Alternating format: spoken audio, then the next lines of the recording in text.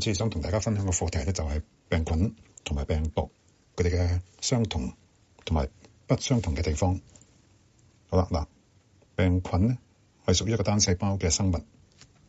佢主要咧就係由一個外層嘅細胞壁或者係細胞膜所組成固定嘅形狀，而裏邊咧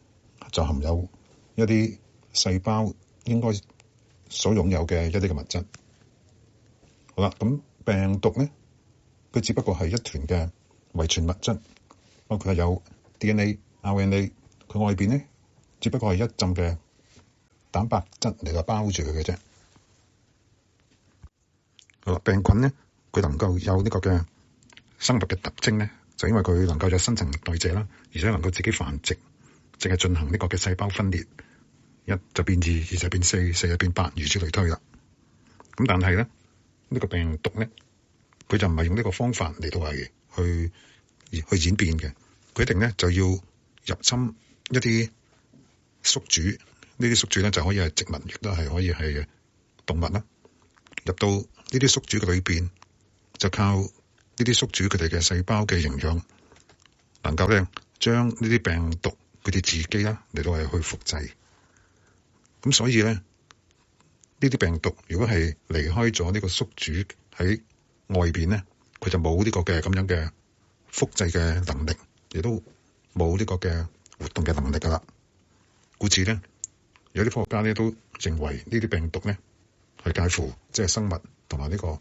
非生物之間，甚至有啲科學家咧認為咧病毒咧就並非係生物嚟嘅。咁當然呢個咧就大家都有不同嘅睇法啦。嗱，呢個病菌咧好多時候咧我哋都叫做細菌或者微菌，咁顧名思義咧就好細啦。咁有幾細咧？咁通常咧都係0.4嘅厘米左右嘅啫，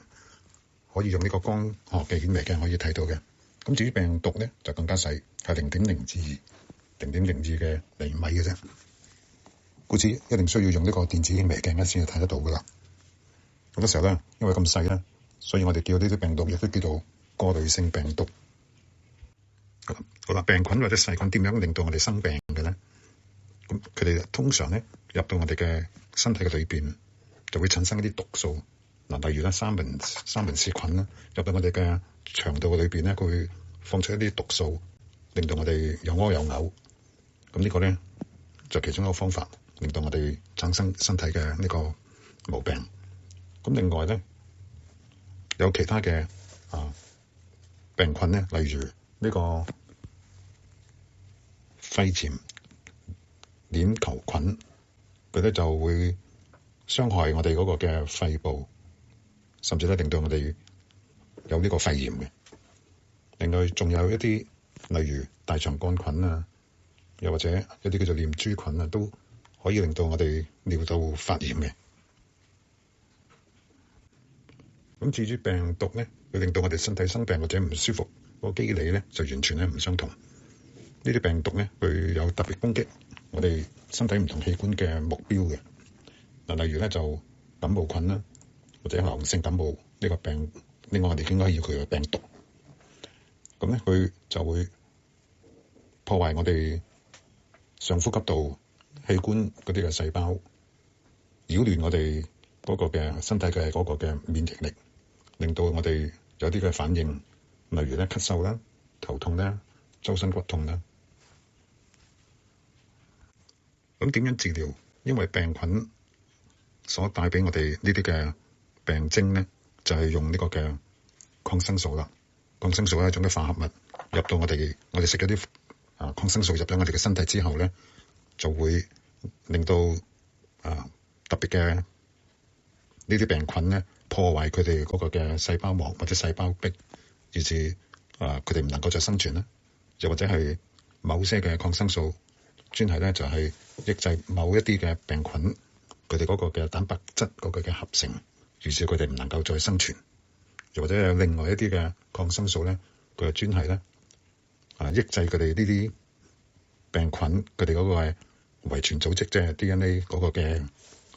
合成，即係唔能夠俾佢哋呢啲病毒再繁殖，於是到咧呢啲病菌咧就減少，令到我哋康復嘅。好啦，至於因為病毒而令到我哋身體唔舒服咧，抗生素咧係不能夠消滅呢啲嘅病毒嘅。咁其實咧，剛才講過病毒所令到我哋身體嗰啲嘅唔舒服咧，主要咧都係一啲我哋免疫嘅一啲嘅反應，一啲例如頭痛啊，咁所以變咗咧都係主要食一啲我哋叫做治標唔治本嘅一啲嘅藥物嘅啫，包括係止咳水啊，或者係止痛藥咁樣。所以甚至都有人講過感冒咧係冇藥醫嘅，我哋醫咧就唔係話想消滅嗰啲嘅病毒，只不過咧係治療我哋，因為呢啲病毒令到我哋個免疫機制所產生一啲嘅唔舒服嘅感覺嘅啫。咁所以咧呢個靠咩方法嚟到係去消滅入侵咗我哋身體嘅病毒咧，就靠我哋自己嘅嗰個嘅所謂免疫能力。主要咧就係由呢個嘅白血球或者係不同嘅白血球裏邊，包括有啲所謂吞噬細胞嚟到係食咗呢啲咁樣嘅消滅咗呢啲咁樣嘅病毒啦。咁啊好視乎我哋自己嘅身體嗰個嘅所謂抵抗能力有幾強啊。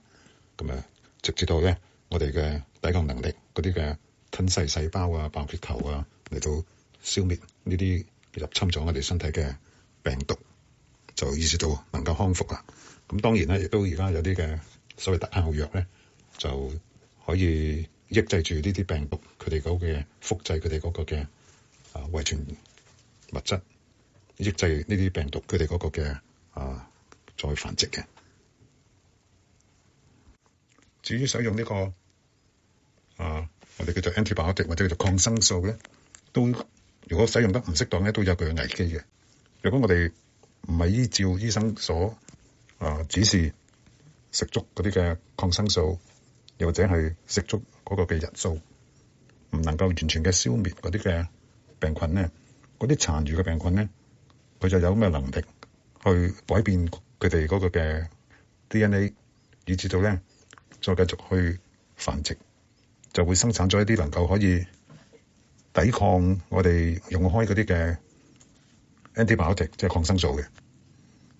一個明顯嘅例子咧，就係譬如嗰啲金黃葡萄球菌啦，咁就會產生咗一啲所謂叫做超級細菌。我哋再用類似嘅抗生素咧，都不能夠再消滅佢哋噶啦。好啦，另外咧，病菌或者病毒呢個病字咧，當然係負面啦，令到我哋生病。但係咧，呢啲病菌或者我哋叫做細菌、微菌咧，又唔係全部都係有害，令到我哋生病噶。咁所以咧，就有啲係有益嘅病菌或者有益嘅細菌喺我哋嘅身體嘅裏邊咧，特別喺我哋嘅腸道嘅裏邊咧，有啲嘅有益嘅菌咧，其實咧係控制住一啲有害嘅病菌，以至到咧產生一個平衡嘅狀態，我哋先能夠健康嘅。甚至咧有一啲嘅有益嘅菌咧，叫做乳酸菌喺我哋嘅腸道裏邊咧，係會幫助我哋嘅消化，令到我哋嗰個嘅消化系統咧更加健康嘅。甚至有研究咧，仲有其他嘅益處添。咁呢個仲係比較新啲嘅發現嚟嘅。喺我哋日常嘅生活裏邊咧，亦都應用好多嘅有益嘅菌嘅。例如咧，乳酸菌可以咧喺我哋食物製造裏邊咧製造呢啲嘅乳酪啦、芝士啦，或者係腐乳。仲有咧就係酵母菌啦，喺我哋釀製啤酒咧就需要用到啦，又或者我哋整麵包咧都需要用到呢啲酵母啦。至於病毒咧，對我哋身體咧真係有害就冇益噶啦。咁而且咧就佢哋入咗我哋嘅身體咧，好容易咧就改變佢嗰個 DNA 嘅。好似咧，就算我哋用一啲預防嘅方法打呢個預防針，訓練我哋嘅嗰個免疫嘅系統，佢哋都會咧改變佢嗰個嘅呢啲病毒嗰個 DNA， 以至到我哋每年咧都要打不同嘅疫苗嚟到對付佢，就係咁解啦。呢啲預防嘅疫苗咧，就係令到我哋身體裏邊產生一啲抗體，同埋咧以至到我哋啲抗體咧，再遇到呢啲嘅病毒咧，就能夠喚醒我哋嗰啲嘅吞噬細胞，又或者係叫做白血球，嚟到係消滅呢啲嘅病毒。所以都係咧靠我哋強壯嘅身體，有強壯嘅抵抗力先得。好，今次我哋講到呢個為止。